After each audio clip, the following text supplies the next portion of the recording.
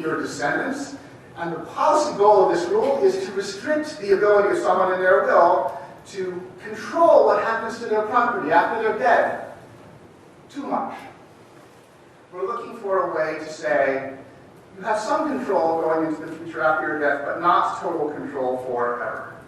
You'll see in this slide here that there's a reference to something called a life in being. A life in being means somebody who's alive. So all I want to say today is explain to you what a life in being is for a minute, and then you'll see why I'm forcing you to learn this horrible rule. If I leave in my will a will that says all of my property to my children, and my will is read on the day after my death, all of my children are lives in being. Why is that? Because they've all been born. I'm dead. I can't have any more children. Therefore, by definition, all of my children, if they're going to have any children, they're already alive. They're lives in being. But if my will says, I leave all my property to my grandchildren, all of my grandchildren are not lives in being. Why is that?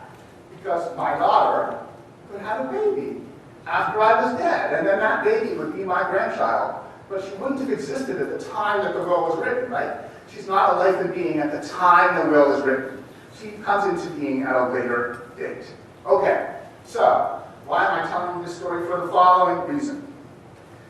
There's a principle about this rule, which is that when you're faced with this rule, you should assume, this is English common law, good English, hoary common law, you should assume that people's reproductive capacity lasts for their entire lifetime.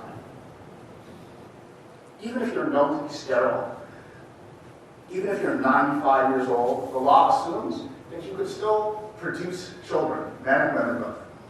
There's even a name for this principle in the common law. It's called the principle of the fertile octogenarian. We assume that 80-year-old people are perfectly capable of producing babies, even though we know it's not true. It's sort of like the assumption that there's no superfluity in the Bible. We know this to be false, but we assume that it's true. We assume that, by the way, about the United States Code routinely also.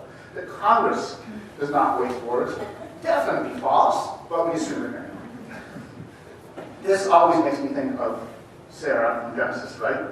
Who has the same reaction when told she's going to have a baby at 90, which is, one, I'm 90, and two, my husband is even older than that, I believe. Your translation, Professor Visotzky, is old codger. My husband is an old codger. Surely no baby is coming. And God's answer and the answer of the English common law are the same, which is, stranger things have happened. Okay? So, this is the principle. So when I teach this rule to my students, I tell them the following. When you think about perpetuities, you have to use your imagination.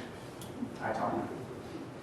You have to be able to imagine that the deceased 80-year-old widow might have a baby a year after the will is read. You have to assume that a little toddler might drop dead tomorrow, God forbid. You have to assume that people could die in a surprising order. You have to assume they could be married unexpectedly. You have to assume that in their dotage they could suddenly remarry again and produce a flock of children and grandchildren. You have to assume that all of these things are possible, and I say to my students, keep your imagination sharp. Think about the unlikely so that you can come to the right answer when you're analyzing these cases. So I have a student here